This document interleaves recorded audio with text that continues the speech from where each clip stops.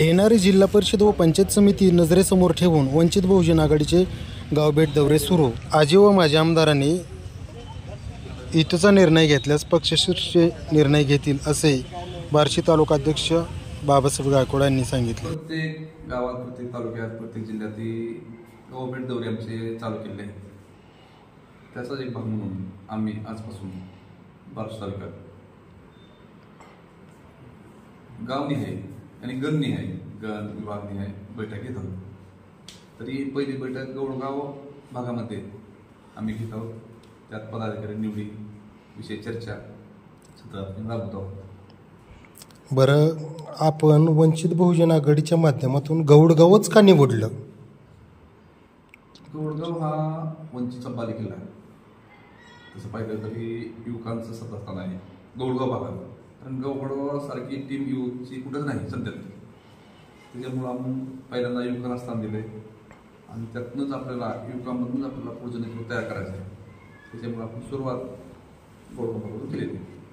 आज ज्या तुमच्या गावनिहाय जी बैठका चालू आहेत ह्या येणाऱ्या जिल्हा परिषद पंचायत समितीसाठी आहेत का आणि फक्त पक्षाची मोर्चेबांधणी करण्यासाठी आहेत? नाही, मोर्चेबांधणी करत जे पुढच्या निवडणूक येणार आहेत, पंचायत समिती असो, जिल्हा परिषद असो, यातून आमची चाचपणी चालू आहे.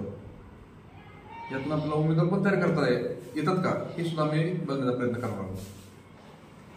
जर समजा वंचित बहुजन आघाडीच्या माध्यमातून जिल्हा परिषद व पंचायत समितीत उमेदवार जर उभे केले तर याचा फटका नेमका कोणाला बसेल असं वाटतंय?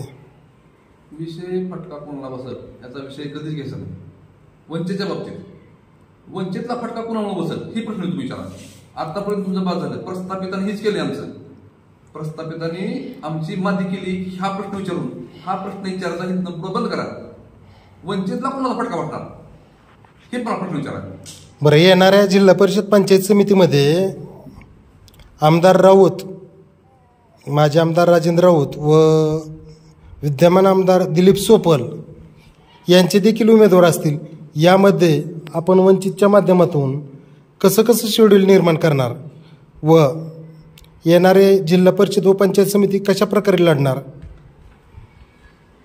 जिल्हा परिषद पंचायत समिती आता जी चर्चा तर चालू आहे त्यातूनच आम्ही उमेदवार पहिले सांगितलं तयार करणार आहोत. आणि आपल्याला युती तर कोणासंग करायचं नाही, कारण हे दोन्ही पक्ष एकच आहेत. हे सर्व सुरू झालेलं आहे.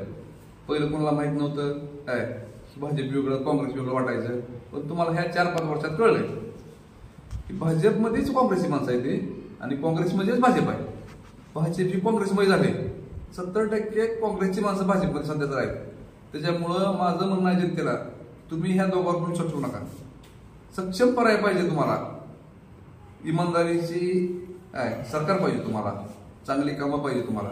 तर तुम्ही वंचितच्या माध्यमातून सहकार्य करा. आम्हाला पुढे येऊ द्या. आम्ही नक्कीच चांगलं काम करून दाखवू. येणाऱ्या काळामध्ये आपण वंचितच्या माध्यमातून जिल्हा परिषद पंचायत समिती काबीज करण्याचा निर्धार पक्का केलाय. हो, उदाहरण दाखवायचं झालं तर आपला अकोलामध्ये पंचायत समिती जिल्हा परिषद वंचितकडे आहे. बरं, विषय मागाचा एक होता फटका कोणाला बसेल. त्या अकोला जिल्ह्यामध्ये आमदारकीला 5-6 जे आमच्या तिथले उमेदवार आहेत त्यांना फटका काँग्रेसकडून बसतो. हे तुम्ही पत्रकारांनी कधी प्रश्न विचारला का? तिथं काँग्रेसला विचारलाय का? ते वंचितलाच का प्रश्न विचारतात हे महत्वाचं. तुम्ही एकदा तरी प्रश्न विचारा प्रस्थापितांना काय किंवा वंचितमुळे तुम्हाला फटका बसला असं म्हणू नका. वंचितला तुम्ही किती फटका घेऊ शकता असं त्यांना विचारा तुम्ही. कारण काँग्रेस BJP यांनी काय केलंय माहिती आहे का? वंचित बहुजन आघाडी ही याची बी टीम त्याची बी टीम हेच जनसामान्यामध्ये निर्माण केलेलं आहे. काँग्रेस आणि भाजप हे दोघं एकमेकांची बी टीम आहेत. यांना बाकीचे पक्षावर येऊ द्यायचे नाहीत. लहान पक्ष संपवायचं राजकारण ह्या दोघांनी केलेलं आहे.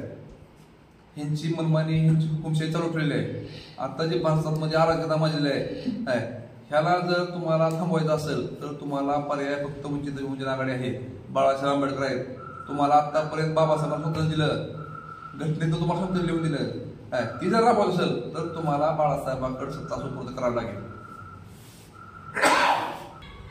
बार्शीचे विद्यमान आमदार सोपल व माजी आमदार राजेंद्र राऊत यांना ज्या प्रकारे आपण जिल्हा परिषद पंचायत समितीच्या माध्यमातून टक्कर देणार आहात व भविष्यामध्ये आपण जिल्हा परिषद पंचायत समिती अकोला पॅटर्न आपल्या जिल्ह्यामध्ये राबवणार आहात याबद्दल थोडीशी काही कल्पना दिली तर बरं होईल. बार्शी विधानसभा मतदारसंघ हा मोठा आहे. बाळासाहेब यांनी युतीचा प्रस्ताव ठेवला, विधानसभेला ठेवला होता, लोकसभेला ठेवला होता. काँग्रेसनं मान्य केलेला नाही. काँग्रेस किंवा राष्ट्रवादी शरद पवारांची शिवसेना उभाटा ह्यांनी मान्य केलेलं नाही. त्याच्यामुळं आपण माघार घेऊन त्यांच्यामुळे कुठपर्यंत लागायचं, स्वाभिमान दुखावला जातो. आता मला इथल्या सर्वसामान्यांना वाटतं युती व्हावी, त्याशिवाय आपण निवडून येणार आहे. ही सर्वसामान्यांची ही रुखरुख आहे. ही बाळासाहेबांना घालवायचा प्रयत्न का केला? ओबीसीची एकजूट केलेली आहे, आदिवासी एकजूट केलेली आहे, जेणेकरून आपला समाज एससी समाज, एससी एसटी समाज आणि आदिवासी ओबीसी धरून आपण सत्तेपर्यंत पोहोचू शकतो. हे साहेबांनी पर्याय दिलेला आहे आपल्याला. हा पर्याय आपण खरोखर जर राबवला तर आपण निवडून यायला काहीच हरकत नाही. जर समजा सोपल किंवा राऊत यांच्याकडनं आपल्याला युतीचा प्रस्ताव आला तर इथं बार्शीमध्ये युती होईल असं वाटतंय का? युतीचा प्रस्तावाला तर जरूर विचार करू, पण पक्ष करू विचार. आम्ही फक्त पक्षाला कळू असा विषय चालू आहे. निर्णय घेणार आहेत आदरणीय बाळासाहेब. प्रमाण आहे सृष्टींच्या बार्शीमधून स्थानिकांचा. जर बार्शीमधून आम्हाला स्थानिक आमदार, माजी आमदार यांच्याकडून युतीचा प्रस्ताव जर आला तर आम्ही तो प्रस्ताव वरिष्ठांच्या कानावर घालू. आम्हाला स्वतःला कुठलाही निर्णय घेण्याचा अधिकार नाही राजकीय. कारण आदरणीय बाळासाहेब आंबेडकर हे पक्षाचे सर्व आहेत. ते जो निर्णय घेतील त्यांचा शब्द हा आमच्यासाठी प्रमाण आहे. तो निर्णय घेतील तो सर्वांनी मान्य करावा लागतो. उत्तर देऊ शकत नाही.